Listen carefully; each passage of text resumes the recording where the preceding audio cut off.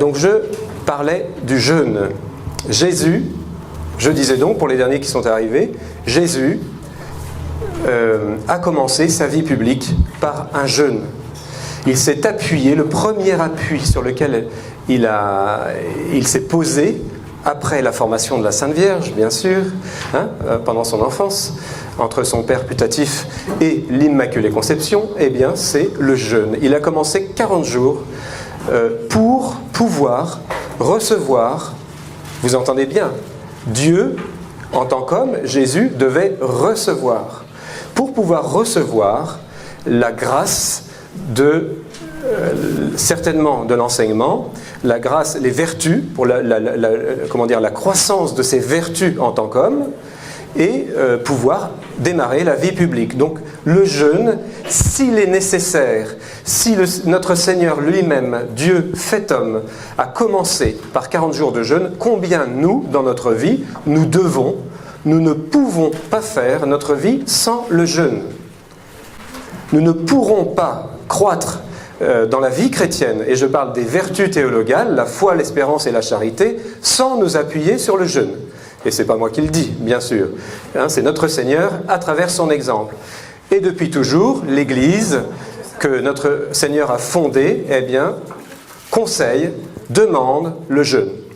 Traditionnellement, le jeûne est fait le vendredi, à certains jours d'obligation, comme évidemment la Semaine Sainte ou d'autres moments dans l'année.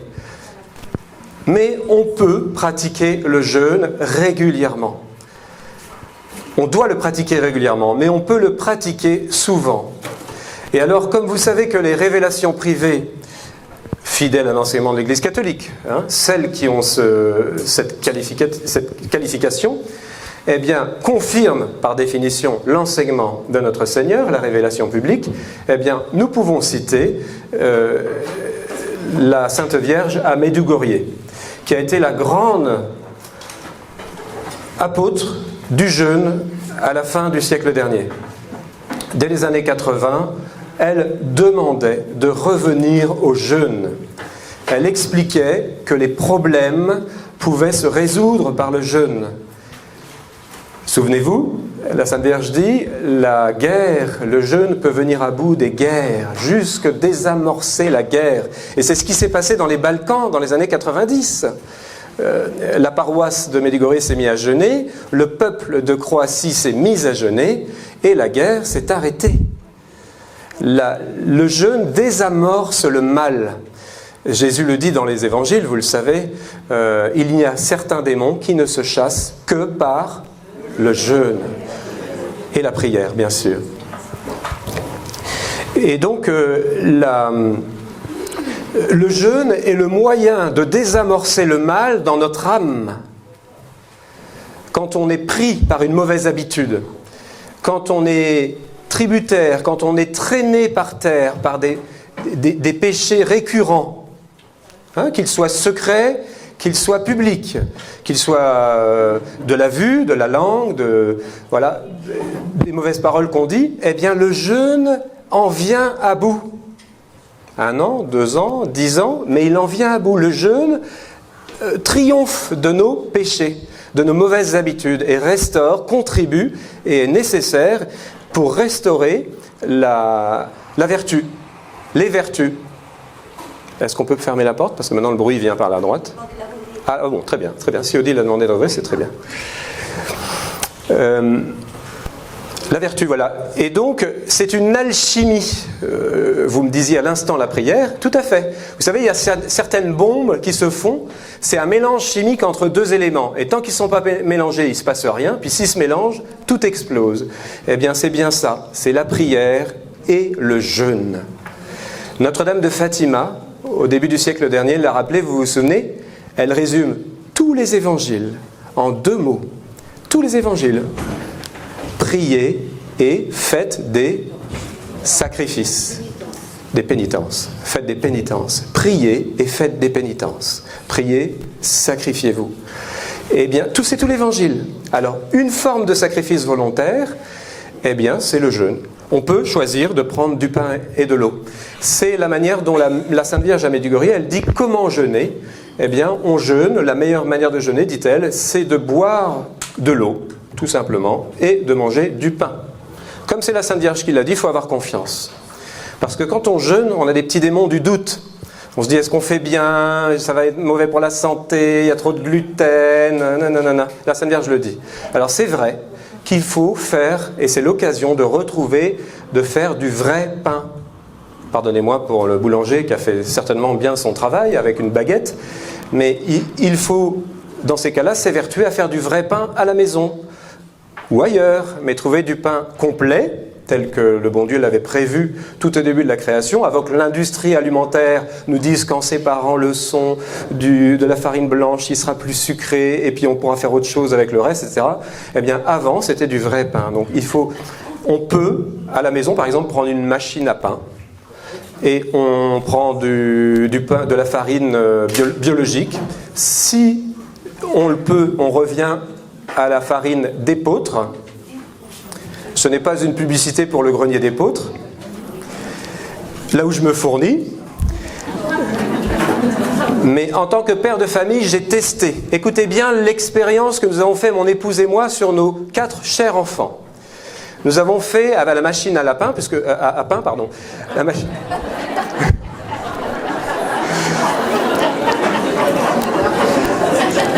Merci mon Dieu.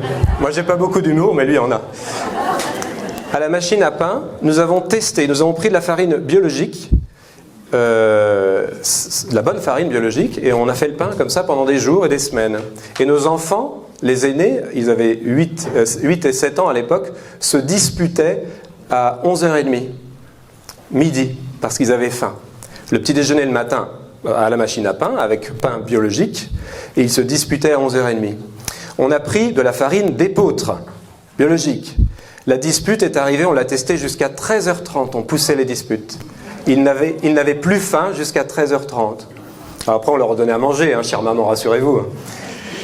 Et donc, du coup, on n'en a pas cru nos yeux avec mon épouse. Donc, on est revenu à la farine biologique. La dispute revenait en fin de matinée. Vous voyez, on a faim avec du blé moderne. Bon, après, allez lire des livres là-dessus, il y a des tas d'autres expériences. Et on n'a plus faim, on a moins faim avec de la farine d'épeautre. Alors si on ne peut pas manger de la farine d'épeautre, ne vous inquiétez pas, le blé moderne nourrit quand même. Mais c'est quand même un signe clair qu'on doit jeûner avec du vrai pain, si on veut. Du vrai pain, c'est mieux. Tel que la Sainte Vierge le dit, hein, prenez du pain et de l'eau. Les fruits du jeûne, quels sont-ils? Je les ai mentionnés tout à l'heure. Alors j'ai parlé avec, dernièrement, 3 pères de famille. Tous les 3 sont dans la salle, je ne vais pas les nommer, ils vont peut-être se reconnaître. C'était tout dernièrement, il y a quelques semaines, et puis il y a quelques jours, et puis voilà. Et donc, il y en a un qui m'a dit, je lui ai dit, mais au début de ton apostolat, tu jeûnais? Il me dit, oui, je jeûnais, et je jeûne encore, mais je jeûnais beaucoup plus. Et je lui ai dit, tu obtenais beaucoup de choses par le jeûne? Il m'a dit, non, j'obtenais tout. J'obtenais tout par le jeûne. Et la prière, bien sûr, ça va de soi. Le deuxième, il m'a dit, mon adolescente, je rends grâce parce que mon adolescente a accepté de faire 2 retraites cet été. Une retraite dans un cadre particulier de 8 jours et une autre retraite à la fin de l'été dans un autre cadre. Et il se souciait, en bon père de famille, pour son adolescente. Eh bien, il l'a obtenu. Enfin, c'est un père de famille qui jeûne 2 fois par semaine. Oui. Il a obtenu la conversion de son adolescente, puisqu'elle a rencontré le Seigneur, m'a-t-il dit, mais la sanctification de son adolescente, parce que 2 retraites dans l'été, on va tous prier pour cette adolescente, mais il va se passer des choses, c'est évident. Et le troisième, son épouse lui a dit, merci pour tes jeûnes, ça a sauvé notre famille. Vous entendez? C'est l'épouse qui l'a avoué. Hein. Donc, il y aura des tas d'exemples à donner que je ne connais pas, vous en avez certainement des tas chez vous, mais le jeûne est une bombe dans la famille. Les hommes sont appelés quasi tous à jeûner, évidemment sauf des problèmes de santé. Si on a des problèmes de santé, il faut voir avec les spécialistes, mais en général, et j'ai lu beaucoup de livres sur le jeûne, en général, le jeûne guérit aussi des problèmes de santé. Le jeûne préserve des problèmes de santé, puisque la plupart de nos problèmes de santé viennent d'une trop grande alimentation dans nos pays. C'est évident, c'est évident. Et tous les jeûneurs que je connais réguliers n'ont quasiment pas de problèmes de santé, ou très peu. Ou en tout cas, les problèmes de santé sont contenus, ils sont contenables. Les jeûneurs réguliers depuis des années. Et donc le jeûne, s'il est un bienfait parce qu'il attire la grâce spirituelle, hein, la compagnie de Dieu, hein, comme Jésus nous a montré l'exemple dès qu'il est parti dans le désert, 40 jours, eh bien, il est un bienfait matériel, pour le corps. Et il est aussi un bienfait pour l'intelligence. Les intellectuels savent très bien qu'il ne faut pas manger trop. J'avais un professeur de théologie il y a 25 ans, qui en fait faisait très attention à son alimentation, disait-il. Il mangeait très peu parce qu'il voulait garder son esprit vif pour ses étudiants. C'est connu. Voilà, donc le jeûne est un bienfait pour tout, pour l'âme, pour l'esprit et le corps. Et dans les écrits de Mario Valtorta, que vous connaissez peut-être, et si vous ne les connaissez pas, je ne vais pas tarder à vous les présenter, eh bien, puisque je ne vous ai pas dit aussi que je dirige les éditions Mario Valtorta en France, la maison d'édition qui adapte les œuvres pour les enfants. Et donc je vous les présenterai tout à l'heure. Et donc, dans les visions de Mario Valtorta, à la fin de la première année, Jésus dit aux apôtres, écoutez bien l'enseignement. S'il me fallait que ma parole pour vous préparer à votre mission future, il me faudrait, dit Jésus aux apôtres, il me faudrait vous parler pendant 100 ans. Jésus dit ça, texto dans les visions de Valtorta. Je vais donc vous donner le moyen pour vous préparer à votre mission, vous me voyez venir, hein. Eh bien, il les prend, tous les 12, ils vont à Arbela, dans un site qu'on a retrouvé en Terre Sainte. Ils logent les apôtres chacun dans une grotte. Et qu'est-ce qu'ils font pendant 8 jours? Un jeûne. Jésus distribue une nourriture frugale, une fois par jour, un enseignement. Et le reste du temps, ils doivent prier. Vous avez entendu l'enseignement de Jésus? S'il me fallait que ma parole pour vous préparer à votre vie future, à votre mission, il me faudrait 100 ans. Qu'est-ce qu'il leur donne pour moyen pour accélérer? Le jeûne et la prière. Le jeûne, la solitude, la prière. La première retraite de l'histoire de l'Église a eu lieu à Arbela. On a retrouvé le site lors de notre premier pèlerinage il y a 3 ans en Terre Sainte, parfaitement décrit par Mario Valtorta, de son lit, paralysé, qui n'avait aucune source d'information, ni la télévision, ni Internet, dans les années 40, pendant la Deuxième Guerre mondiale. Elle décrit un certain nombre, plus de 300 sites d'ailleurs, parfaitement, qui authentifie complètement ses visions. Et dont ce site d'Arbela, où effectivement elle voit Jésus s'avancer dans une vallée, dos au lac, c'est exactement l'endroit. Elle aperçoit sur la droite une montagne avec des trous, elle voit les grottes, et à leurs pieds il y a un petit ruisseau qui coule, c'est exactement ça. Elle dit même que les apôtres se prennent, lors de l'ascension dans les grottes, ils se prennent leur manteau dans des buissons épineux. On retrouve exactement cette végétation, des buissons épineux, et elle aperçoit les plantes grasses, puisque Jésus lui demande de tout décrire. Dans les années 40, Jésus lui dit « Note tous les détails, Mario Valtorta, note-les, parce que ça servira aux générations à venir. » Et c'est nous. 70 ans après, 40 spécialistes se sont penchés sur les écrits, sur les détails, et ont tous confirmé que selon leur spécialité, elle décrit parfaitement des données telles que... ils sont en Terre Sainte, alors qu'elles ne pouvaient ni y accéder. Et plus convaincant encore, si vous n'êtes pas convaincu, des archéologues, 10 ans après la mort de Mario Valtorta, 20 ans, 50 ans après, dans les années 90 par exemple, découvrent par exemple à Jérusalem, alors que Maria décrit Jésus traverser dans le palais de Lazare une pièce en marbre rouge, eh bien ils découvrent les fondations dans la maison de Lazare d'une pièce, elle dit Jésus traverse une pièce rouge, elle ne dit pas le marbre, et on découvre les fondations d'une pièce en marbre rouge à Jérusalem 50 ans après, dans le site décrit par Mario Valtorta, etc., etc. Donc vraiment, pour le jeûne, eh bien, il faut donc s'organiser toutes les semaines. Si on peut, on jeûne le vendredi, toute la journée, au pain et à l'eau. Là, c'est un peu exceptionnel. Ce matin, on a pris un petit déj, on peut prendre une petite collation. Le soir aussi, on est en communauté. Dès qu'on le peut chez soi, si la santé et les moyens le permettent, rassurez-vous, si vous vivez dans une famille, avec votre conjoint, là où vous vivez, un jeûneur est toujours accepté. C'est un gros mangeur qui casse les pieds, mais un jeûneur, on l'accepte toujours. Et il suffit d'être là, à table. Il ne faut pas tomber dans le piège. Puisque je jeûne, je ne vais pas vivre avec mon épouse, avec mes enfants, avec mon conjoint, avec mes petits-enfants, je ne sais pas. Vous voyez ? Moi, j'ai eu une maman, quand j'étais adolescent, qui venait avec nous et elle jeûnait. Et donc nous enfants, les 6 enfants, nous étions habitués à avoir une maman qui jeûnait. C'était normal. Le vendredi, elle nous servait un repas, elle ne prenait rien. Et du coup, elle nous a transmis, tout simplement, tout naturellement, le jeûne. C'est un héritage, on a jeûné comme maman. Aucun mérite, vous voyez. Mais c'est un fait que l'exemple entraîne. Donc le jeûne obtient, toutes les manières dont on a dit, mais aussi il entraîne et d'autres jeûneurs. Et donc il permet à Jésus d'avoir d'autres enfants qui marchent dans le sillon de son exemple. Voilà pour le jeûne. Bon, il y aurait beaucoup d'autres choses à dire.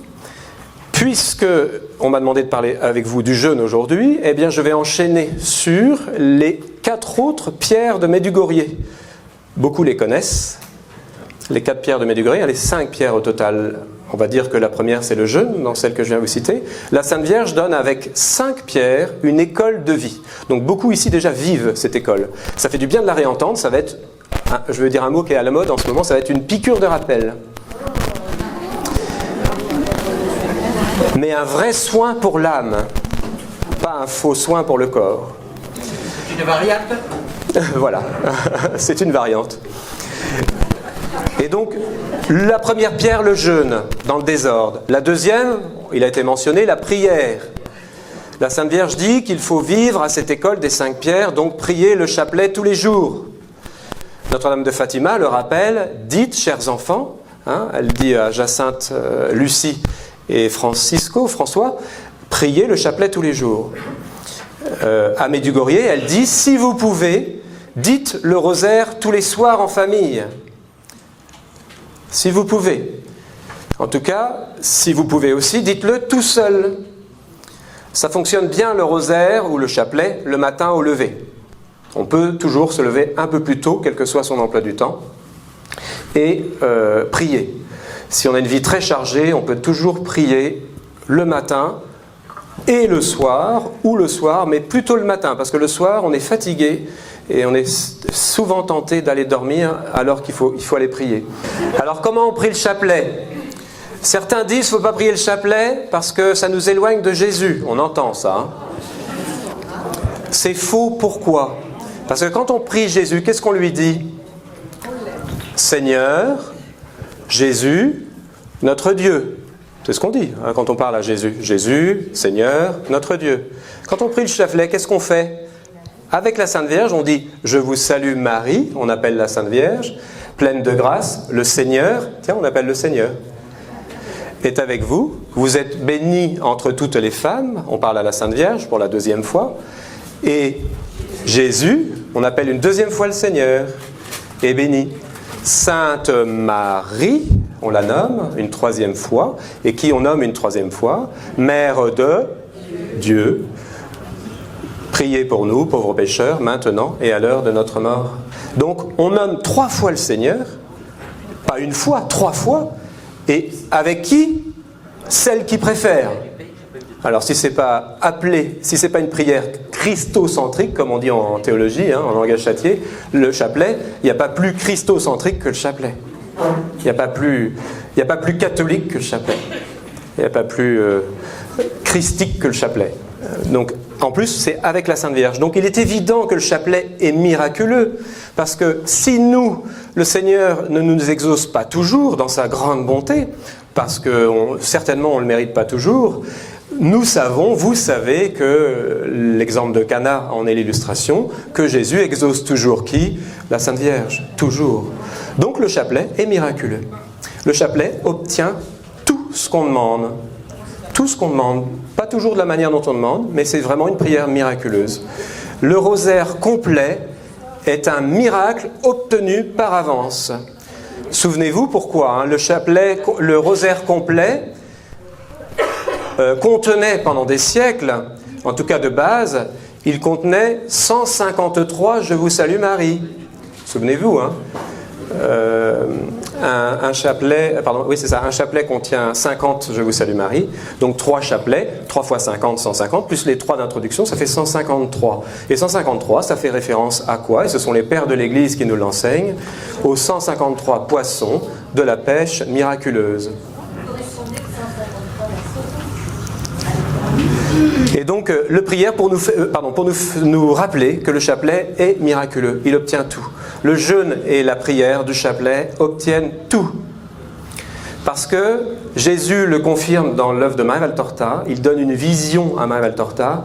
Elle prie le « Je vous salue Marie » dans son lit, paralysée, et elle a une vision de ce que produit le chapelet. Et à chaque fois qu'elle dit un chapelet, elle voit une rose qui tombe du ciel, quelque part, elle dit, sur un pécheur dans le monde, sur une âme du purgatoire, sur un saint, sur un prêtre, sur une âme consacrée, sur quelqu'un qui en a besoin. Vous voyez, à chaque fois qu'elle dit un « Je vous salue Marie », elle voit une rose qui tombe. Donc le chapelet obtient des grâces très certainement. Deuxième pierre, le chapelet. Donc le jeûne, le chapelet. Troisième pierre de Medjugorje. Allons-y, la confession. La confession, donc, la Sainte Vierge demande à Medjugorje de se confesser au moins une fois par mois. Chers enfants, si possible, allez vous confesser. Qu'est-ce qui se passe à Medjugorje? C'est le plus gros confessionnal du monde. Au mois d'août, d'ailleurs ça a dû démarrer très sérieusement là, eh bien il y a jusqu'à 200 prêtres qui confessent en même temps. C'est le lieu où on confesse le plus au monde. Et rien que ça, c'est un signe d'authenticité. J'entends de temps en temps des gens qui me disent « Medjugorje, c'est pas vrai parce que si, parce que ça ». Eh bien, vrai ou faux, peu importe. Mais rien que pour cette raison, vous savez tous que la conversion est un signe indiscutable que c'est le Seigneur qui est derrière. Les faits exceptionnels, les miracles ne sont pas toujours produits par Dieu. Le démon, paraît-il, peut faire des choses extraordinaires. Mais la conversion, c'est impossible. Il ne va pas jouer contre lui. Vous voyez, donc le confessionnal qui se remplit est un fruit de Medjugorje. Et donc, rappelons à nos prêtres, par notre pratique, eh bien, que la confession est un des 7 sacrements qu'il doit dispenser pour son salut et pour le salut des âmes dont il aura à rendre compte. Donc il faut nous provoquer par nos désirs de confession l'institution, la pérennité de ce sacrement dans nos paroisses. Et il est bon de confesser nos péchés, évidemment, tels que nous pouvons les trouver dans, par exemple, nous avons des catéchistes pour ça, nous avons des tas de petits livrets sur la confession qui peuvent nous aider. D'ailleurs, dans l'œuvre de Maria Valtorta, Jésus donne des conseils aux apôtres quand il ressuscite, dans le volume 10 des 10 tomes de Valtorta, et quand il institue l'Église, et il leur donne les questions à poser aux confesseurs. Clairement, vous les trouverez dans un petit livret qui s'appelle la Confession Valtorta, ou alors dans le volume 10 de l'œuvre, vous les retrouverez. Et donc les questions, avec qui, comment, combien de fois, etc., etc. C'est très concret la confession. Mais oui, donc il faut nous-mêmes être très concrets dans notre confession. Parce que la formulation de nos péchés plaît à Dieu, et Dieu sauve le pécheur, mais il ne peut rien pour l'impénitent. Il ne peut rien. Et notre libre arbitre, Jésus dit, se bloque à notre libre arbitre. Et donc il doit s'exprimer, notre liberté doit s'exprimer par l'aveu de nos péchés, en confession, si c'est possible. Si ce n'est pas possible, évidemment, les chrétiens de Chine ou je ne sais où, évidemment que Dieu leur donnera des grâces spéciales. Mais s'il a institué les 7 sacrements, nous qui en avons un accès, ce sera par ce moyen et seulement par ce moyen qu'il nous sauvera, puisque nous sommes libres d'y aller. La confession, 3e pierre. 4e pierre, la parole de Dieu. La 5e étant la messe le plus souvent possible. On en parlera. La parole de Dieu. Je vais parler d'abord de la messe, comme ça je terminerai sur la parole de Dieu. Très bien. La messe le plus souvent possible, dit la Sainte Vierge. Le plus souvent possible. Je viens de parler des Chinois. Quand on est en Chine, le plus souvent possible, c'est... J'ai entendu quelques exemples. Par exemple, chez les petits gris qui ont des missions en Chine, dans certains villages, c'est une fois l'an. Le plus souvent possible. Eh bien, pourquoi ne pas penser que Dieu donne les grâces les 364 autres jours, comme s'ils avaient la messe tous les jours? Très certainement. J'ai aucun doute là-dessus, personnellement. Nous qui avons un accès à la messe, on va dire l'extrême tous les jours, quand on le peut, pas tous, mais certains le peuvent ici, alors il faut essayer d'y aller tous les jours. Et la participation à la messe, qui n'est autre que, vous le savez, hein, que la répétition du sacrifice de la croix de notre Seigneur, nous nous trouvons au pied de la croix, comme Marie, comme Jean. Tout le monde a pensé un jour, j'aurais voulu être Jean pour être à côté de la Sainte Vierge. Tout le monde, moi je voudrais être Jean, je me vois bien en Saint Jean. Oui, en fait on veut tous être les préférés, en fait, c'est ça qu'on veut. Hein. Mais oui, mais c'est vrai, je l'ai entendu tellement de fois. Puis moi-même, je l'avoue. Eh bien, tous ces téléphones qui sonnent, c'est charmant. La réactualisation. On peut aussi jeûner de téléphone. Hein. Et oui, la réactualisation de la messe. Qu'est-ce qui se passe pendant la messe? Nous sommes au moment de la consécration. Qu'est-ce qui s'est passé tout à l'heure? On se déplace dans le temps, 2000 ans en arrière. On est au pied de la croix. Dans l'espace, à 2000 km. On se retrouve au pied de la croix. Et on obtient tout au pied de la croix. Tout. Pour le monde. Les 4 catégories que donne Jésus dans l'œuvre de Valtorta. Pour l'Église, pour les pécheurs, c'est-à-dire ceux qui sont coupés de Dieu, hein, dit Jésus, c'est-à-dire ceux qui sont en état de péché grave, hein, et pour les âmes du purgatoire. Vous vous souvenez, on obtient tout pour l'Église, le monde, les pécheurs et les âmes du purgatoire. Les 4 catégories. Jésus dit on ne peut pas prier plus que pour ces 4 catégories-là. Évidemment, on ne peut plus prier pour les damnés, on ne peut plus prier pour... on peut prier pour cela. Nos familles. Bien sûr, nos familles qui font partie de l'Église, certains, l'Église vivante, l'Église au ciel. Les pécheurs, parfois, on a des gens de nos familles qui sont en état de péché grave, qui refusent Dieu délibérément, qui sont dans des pratiques qui sont contraires à tout ce que Jésus enseigne, et quand ce n'est pas nous-mêmes, les pécheurs, les âmes du purgatoire de nos familles, certainement, et puis le monde, c'est-à-dire les gens du monde, les gens qui ne pensent pas à Dieu. Et donc on obtient tout au pied de la messe, et on peut aussi, quand on n'a pas de messe, et un prêtre me le disait hier soir, eh bien on peut communier en pensée, en intention. On peut faire des actes d'offrande à distance. Mais si on n'a pas la messe, vous comprenez la distinction ? C'est très important, il ne faut pas se dire « puisque je peux le faire, je ne vais pas à la messe ». Là, on commence à désobéir au commandement qu'il faut aimer Dieu de toutes ses forces, de toute son âme, de tout son esprit. Vous voyez, c'est la flemme, là. C'est les compromis. Et c'est pas bon, on commence à s'éloigner de Dieu tout doucement. Mais si on ne peut pas, oui, Dieu consent et donne. Par exemple, on peut ouvrir un tabernacle, si le prêtre le permet, dans notre église. On peut adorer. Si on ne peut pas rentrer dans l'église, on peut adorer à distance. Il y a plein de saints qui le disent, le saint curé d'Ars. Vous savez, saint Louis descendait de son carrosse, parfois, je crois, hein, pour adorer les clochers quand il passait. Notre Seigneur, etc. Donc, la grâce que Dieu donne, qui est réelle, jour après jour, comme une sève qui fait pousser un arbre, que Dieu donne dans la messe, eh bien, on peut la recevoir si matériellement, si politiquement, on nous interdit un jour la messe. Vous comprenez ? On peut le recevoir. Maintenant, on doit tout faire pour rester au pied de l'autel tant qu'on le peut. Et bienheureux serons-nous si pour rester à genoux au pied de l'autel, on devra en mourir, si on devra perdre la santé ou la vie terrestre. Bienheureux serons-nous s'il faut en arriver là. Et bienheureux sont ceux à qui ça leur a coûté la vie. Vous vous souvenez de tas d'exemples dans la vie des saints. J'ai oublié le nom de ce petit garçon qui ramassait les hosties dans je ne sais plus quel pays communiste pour communier. Une petite fille, merci. Qui se mettait à 4 mains, qui était rentrée dans une église où Une petite fille qui était rentrée dans une église et qui se mettait à 4 pattes pour manger les hosties, pour honorer Jésus, pour directement dans la langue. sans les toucher, pour le prendre directement dans la langue. Et elle a été, je crois qu'elle a fini par se faire tuer, je crois. À la dernière hostie, elle a été tuée par un... Voilà. Elle avait demandé au Seigneur de toujours avoir son Eucharistie chaque jour. C'est beau, mon Dieu. Et elle venait d'être baptisée, d'avoir sa communion.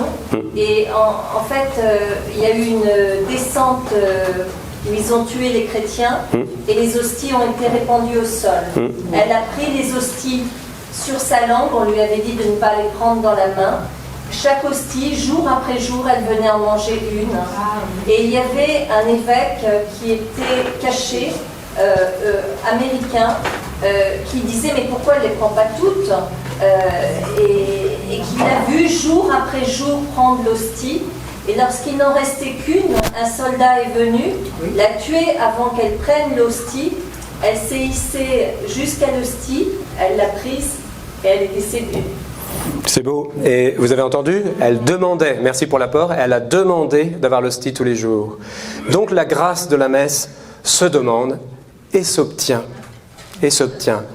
Comment serions-nous inquiets sur notre avenir spirituel? Demandons à Dieu la grâce de l'hostie. Demandons à Dieu la grâce des prêtres, des saints prêtres. Pourquoi Dieu ne nous exaucerait pas? Simplement parce que nous ne l'aurions pas demandé peut-être. Demandons-les.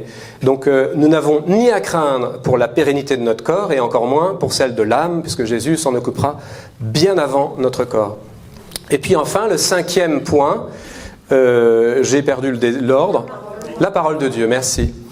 Je l'ai mis en dernier parce que ça va être le plus long, avec les visions de Maria Valtorta. J'en ai déjà dit un petit mot. Bien entendu, la Sainte Vierge dit à Medjugorje, méditez les évangiles. Et l'Église nous propose les évangiles canoniques. Ils sont 4. Canonisés, ça veut dire intouchables, bons pour le présent, pour le passé.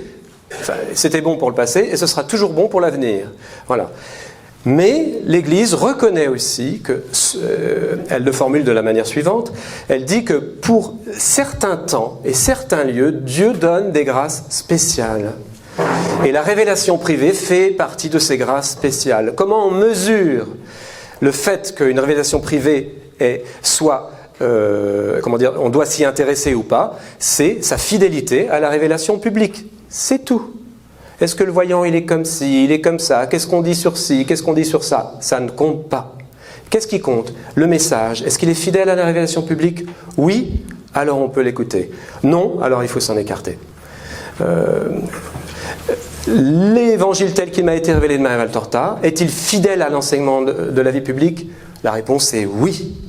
Moi, quand j'étais plus jeune, un prêtre, mon oncle prêtre, aumônier sœur franciscaine à Angers, eh bien, m'a fait étudier un point tous les jours entre la somme théologique de saint Thomas d'Aquin et l'évangile tel qu'il m'a été révélé. Ça a duré 2 ans et demi. Et il m'a dit, tu vois, c'est parfaitement fidèle à l'enseignement théologique de l'Église catholique. Donc si le pape te dit demain de ne plus faire connaître Valtorta, tu lui dis, bien cher père, cet enseignement est fidèle à l'enseignement de l'Église multiséculaire. Donc je peux décider d'obéir à Dieu plutôt qu'aux hommes. Attendez, je ne suis pas en train d'illustrer qu'il faut désobéir, pardonnez-moi, c'est un mauvais exemple. Mais ce que je veux dire, c'est imaginaire d'ailleurs comme exemple, mais ce que je veux dire, c'est que on doit obéir une fois qu'on a pu se rendre compte que l'évangile tel qu'il m'a été révélé est fidèle à l'enseignement multiséculaire, je le répète, de l'Église, eh bien, on peut s'engouffrer dedans, quoi que nous dise parfois notre conseiller spirituel, parfois un prêtre, parfois un religieux, parfois un laïc ou un pseudo-spécialiste. L'évangile tel qu'il m'a été révélé, 1, est fidèle à l'enseignement de l'Église, 2, il a été confirmé. Alors pour l'enseignement de l'Église, quand même, il y a des théologiens très célèbres qui l'ont dit. Le père Rochini était dans les années 60 directeur de la théologie mariale de Rome, le fameux Marianum, Et il était considéré comme le plus grand spécialiste de la Sainte Vierge dans le monde entier. Et il disait lui-même, en lisant les visions de Mère Valtorta, l'évangile tel qu'il m'a été révélé, j'ai trouvé sur la Sainte Vierge tout ce que j'avais trouvé dans les autres livres, et c'était même encore mieux et plus beau que tout ce que j'ai lu sur la Sainte Vierge. Lui-même, spécialiste de la Sainte Vierge. Donc, si on peut citer aussi Padre Pio, qui était quand même un saint d'un calibre exceptionnel, en qui on peut avoir entièrement confiance, surtout que maintenant, 50 ans après, on a sorti son corps de terre, on peut aller le voir de ses yeux. Un ami m'a fait une photo excellente du visage de Padre Pio que je n'ai pas eu la chance d'aller contempler moi-même. 50 ans après la terre, on voit ses gros sourcils. Ils n'ont pas vieilli. Ces gros sourcils, là, vous voyez, mal coupés, là, d'un vieil homme, là. C'est étonnant. C'est un miracle, Padre Pio. Un miracle vivant, comme les 260 corps incorrompus qu'a connu l'Église, d'après Jean Mathieu qui a essayé de les référencer là, chez nous. Vous voyez, enfin, il y en a bien d'autres, je pense. Hein. Beaucoup ont été détruits à la Révolution, malheureusement. Mais ce que le bon Dieu donne comme signe, là, c'est pour dire qu'on peut avoir confiance dans ces gens-là. Et Padre Pio disait, non seulement je vous permets de lire Valtorta, mais je vous le commande, disait-il à une de ses pénitentes. Mère Teresa lisait Maria Valtorta, l'évangile tel qu'il m'a été révélé. Nous avions des doutes, alors je ne le citais pas, je ne l'avais pas cité dans notre revue Chrétien Magazine, jusqu'au jour où nous avons pu joindre le père Léo Bruder, un de ses accompagnateurs spirituels autrichiens, à qui on demandait est-ce que Mère Teresa a bien un livre de Maria Valtorta dans son sac à main, comme on le dit. Il m'a dit, écoutez, je ne peux pas vous dire ce qu'elle avait dans son sac à main, mais ce que je peux vous dire, c'est qu'elle en disait beaucoup de bien. Elle disait, read it, read it, read it. Donc, quand la Sainte Vierge nous demande de vivre avec 5 pierres, une petite méthode simple, accessible, quotidienne, et qu'elle nous dit de lire les évangiles, eh bien, nous pouvons, vous pouvez, je vous conseille fortement de méditer sur la vie de Jésus, en plus des évangiles canoniques que nous entendons à la liturgie de toute façon, et bien sur les visions de Maria Valtorta. Elles sont spirituellement, certains disent, indépassables. On a notre Seigneur qui nous parle, qui parlait aux apôtres, et il dit, vous avez de la chance, vous, parce que les apôtres, quand je leur donnais un enseignement, ils ne pouvaient pas toujours revenir dessus. Mais vous, avec les visions que j'ai données à Maria Valtorta, vous pouvez revenir dessus, autant de fois qu'il vous est nécessaire. Et ces visions sont d'une telle... une telle variété, elles sont tellement complètes, tellement denses, que toute personne trouve un point à guérir en écoutant, en lisant les visions de Maria Valtorta. Et si on n'a pas le temps de lire tous les jours, il y en a certains qui n'ont pas le temps de lire tous les jours. Moi, je n'ai pas le temps de lire tous les jours. Alors je me suis mis à l'audio. On peut écouter la vie de Jésus d'après Valtorta. C'est 280 heures d'écoute. On les a ici, je serai sur mon stand au fond là, vous pourrez venir me voir. Si vous voulez lire un livre de Valtorta ou écouter, elles sont proposées à la vente, mais si vous n'avez pas de sous, parce que votre budget est prévu à autre chose, vous me le dites, je vous les offrirai. Ce n'est pas une question d'argent, mais ne partez pas sans essayer de lire la vie de Jésus de Maria Valtorta. C'est un trésor inouï. Beaucoup de lecteurs, depuis que nous avons fondé l'association Maria Valtorta il y a 20 ans maintenant, eh bien, j'ai rencontré beaucoup de lecteurs, des milliers de lecteurs. Nous avons 23 000 lecteurs à l'actif de l'association. Eh bien, tous les lecteurs me disent que ça a changé leur vie. Il y a un avant Valtorta et il y a un après. Et j'ai pour témoignage une mère de famille qui a 3 enfants dont 2 sont rentrés en religion. Pour vous dire que chrétienne c'est. Eh bien, elle m'a dit, ça fait 40 ans que je prie le bon Dieu matin, midi et soir. Eh bien, il y a vraiment, depuis que j'ai découvert Valtorta, et elle c'est tout récent, ça fait 2 ans, elle m'a dit, il y a vraiment un avant et un après. Parce qu'on voit Jésus dans toutes ses paroles, tous ses gestes précis. Et donc les enseignements nous touchent, ils font boum.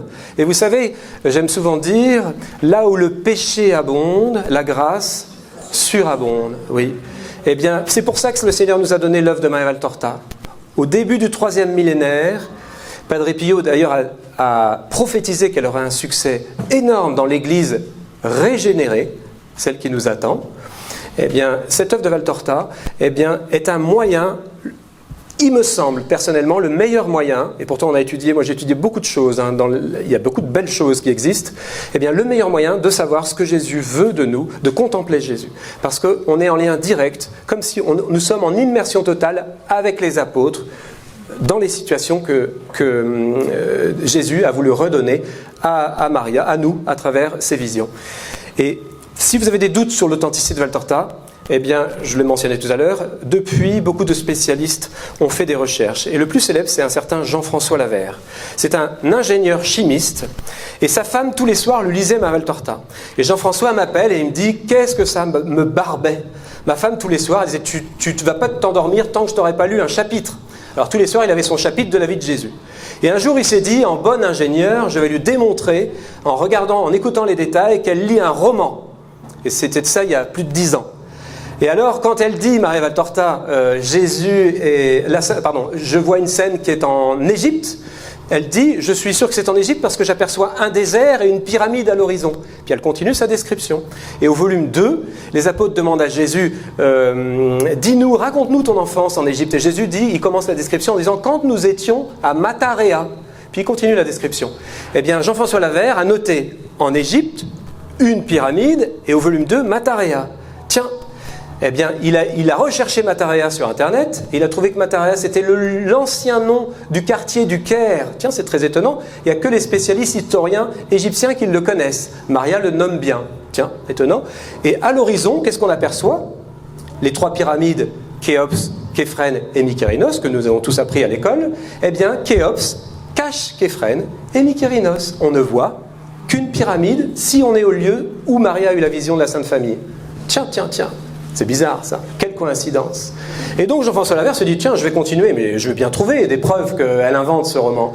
Alors elle décrit Maria Valtorta paralysée, toujours dans son lit pendant la Deuxième Guerre mondiale, les 3 grands bassins des piscines de Salomon. Vous savez, ces grands réservoirs d'eau que le roi avait prévus en cas de sécheresse pour les habitants de Jérusalem.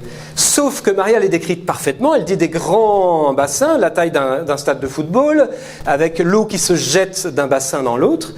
Pendant la Deuxième Guerre mondiale, ces bassins étaient enfouis. Ce ne sont que quelques années plus tard que les archéologues les fouillent, les mettent en valeur et on retrouve un site archéologique parfaitement décrit par Maria Valtorta quelques années plus tôt. Donc c'est impossible, vous comprendrez bien que... Et ça, Jean-François Lavère l'a fait 2, 3, 4, 5 fois. Très vite, il s'est pris au jeu. Il s'est rendu compte qu'il a dit, non, c'est tout sauf un roman. Effectivement, Maria a des vraies visions. Et Jésus lui donnait ces détails justement pour nous, pour que nous en sommes sûrs, si nous voulons bien y croire. Dieu respecte toujours le libre arbitre, donc on peut trouver plein d'arguments contre. Sur Internet, il y a beaucoup de gens qui disent du mal de Maria Valtorta. Dieu merci, il y a aussi beaucoup de gens qui en disent du bien. Et ceux qui en disent du mal font toujours la même chose. Ils ont 2 caractères. Parce que j'en ai rencontré quelqu'un, dès que j'en repère un, je l'appelle, j'essaie d'aller le voir. Dernièrement, c'était un prieur, s'il vous plaît, d'un monastère dominicain. Alors je lui dis, bien cher père, vous dites du mal de l'œuvre de Valtorta, mais est-ce que... Alors on discute les arguments classiques, et je lui dis, est-ce que vous avez lu? Il me dit non. Et moi, ça fait 20 ans que je questionne des fois des gens qui disent du mal, quand j'arrive à les rencontrer, et je leur pose toujours la question, est-ce que vous avez lu? Et tous, ils disent non. Tous ceux qui en disent du mal ont un point commun, ils n'ont pas lu. Alors le père dominicain me rétorque aussitôt, oui, j'ai pas lu, mais je suis bien informé. Pardonnez-moi mon père, mais non, vous n'êtes pas bien informé. Je ne veux pas humilier un prieur dominicain, je lui arrive pas à la cheville.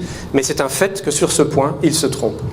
Et donc, le point commun des gens qui disent du mal de Valtorta, c'est soit ils n'ont pas lu, soit ils extraient les phrases du contexte. Par exemple, il circule des choses sur Internet en ce moment, et j'ai entendu un prêtre, spécialiste, prétend-il, et il a dit, vous voyez, la Sainte Vierge, l'enfance de la Sainte Vierge, la Sainte Vierge dit qu'elle voudrait être une pécheresse. Donc ce n'est pas fidèle à l'enseignement de l'Église, donc ce n'est pas de Dieu. Alors on va aller voir dans Valtorta, il s'agit de la Sainte Vierge Marie quand elle a 4 ans, qu'elle parle à son papa Joachim, et elle dit, je prie et je m'offre pour le retour du Messie, pour hâter l'avenue du Messie. À 4 ans, vous avez un petit peu l'âme enflammée de la Sainte Vierge. Et elle dit même à son papa, et elle dit plein de belles choses, puis elle dit même, j'aimerais même presque, dit-elle, être une pécheresse pour pouvoir être sauvée par le Sauveur. Mais elle sait bien, déjà. Elle dit, j'aurais voulu être une pécheresse pour être sauvée par le pécheur. C'est un désir, comme Sainte Thérèse. Vous vous souvenez de la vie de Sainte Thérèse? J'aurais voulu être une grande pécheresse pour que mon Jésus puisse me sauver. Eh bien, c'est juste ça. On l'enlève du contexte et on dit, la Sainte Vierge veut être une pécheresse, donc c'est pas fidèle à l'enseignement de l'Église, donc il faut mettre ça à la poubelle et tout le reste. Vous voyez, c'est toujours en enlevant du contexte. Donc quand vous trouvez des choses comme ça contre Valtorta, allez voir la phrase dans le contexte, vous allez voir, c'est bien plus beau, bien plus complet et bien plus magnifique même que ce que vous auriez pu imaginer. Donc Maria voit l'enfance de la Sainte Vierge, l'enfance de Jésus, la première année de la vie publique, deuxième, troisième année, et bien sûr la Passion, ça fait l'objet d'un livre entier. Si vous voulez méditer sur la Passion de notre Seigneur, eh bien prenez la Passion de Valtorta. Je vous conseille de commencer par celui-ci, ou sinon par la vie publique, le deuxième, troisième volume, parce qu'il y a de l'action, il y a Simon-Pierre, il y a les apôtres, il y a Judas, et c'est intéressant. Puis après, quand vous avez mordu, quand vous êtes accroché, que vous aimez bien, vous reprenez l'œuvre dans l'ordre chronologique du volume 1 au volume 10. Aujourd'hui, elle est en 10 livres. Ce n'est pas trop long. C'est toujours long avant. J'entends des gens qui me disent avant, ah ouais, mais c'est trop long, j'ai pas le temps de lire. Et tous ceux qui ont lu disent, non, une fois qu'on est dedans, c'est bon, c'est passé, on avale. Et bien sûr, c'est comme toutes les choses qu'on aime. Quand on aime les choses, on ne compte pas. Et l'œuvre de Valtorta est un excellent moyen, je pense le meilleur, encore une fois. Pourquoi? Parce que on rentre dans une histoire narrative, donc c'est passionnant, c'est une aventure, et qui on a comme héros principal? Notre Seigneur. Donc c'est les plus belles leçons de théologie, de spiritualité que moi j'ai trouvées personnellement. Voilà. Donc je termine en rappelant, oui, il y a une question. Les 5 pierres, donc le jeûne, au pain et à l'eau. Alors certains jeûnent à l'eau. Je connais des jeûneurs qui ne font qu'à l'eau. Pourquoi pas? Quand on veut des grâces particulières, ça fait mal, le jeûne à l'eau. Moi, ça m'est arrivé toute la journée sans eau, donc de la veille jusqu'au soir, on peut. Et là, on a très faim, vraiment très faim. Mais on obtient aussi, puisque Jésus nous enseigne que c'est proportionnel. Les grâces sont proportionnelles à la bonté de Dieu, mais aussi à nos efforts. Voilà, c'est fini, il est l'heure. Voilà. Est-ce qu'on peut poser une question ou pas? Non, une question? Oui, une question, madame. Je voulais savoir pourquoi il y a une nouvelle édition qui n'est pas la même qu'avant. Alors pourquoi il y a une nouvelle édition des évangiles telle qu'il m'a été révélé? En fait, la traduction de Félix Sauvage dans les années 70 était faite très bien, elle est fidèle. Vous pouvez la garder si vous avez celle-là, vous n'avez pas besoin de la nouvelle édition. Mais elle avait quelques erreurs de grammaire, donc on les a corrigées. Voilà. Non, il n'y a pas de choses en moins. Non. Il y a des interprétations parfois de la traduction pour que la phrase soit plus belle en français et moins littérale, mais c'est tout à fait fidèle. Je voudrais signaler que vous avez un catalogue avec toutes les références de l'évangile, des 4 évangiles, et on vous dit dans quel tome, à quelle page se trouve le texte de... Voilà, oui, il existe évidemment des concordances entre les évangiles canoniques, l'évangile du dimanche par exemple, on a des livres pour ça, vous venez nous voir au fond, des petits livrets, on les trouve sur internet aussi, et le passage des visions de Valtorta, c'est excellent.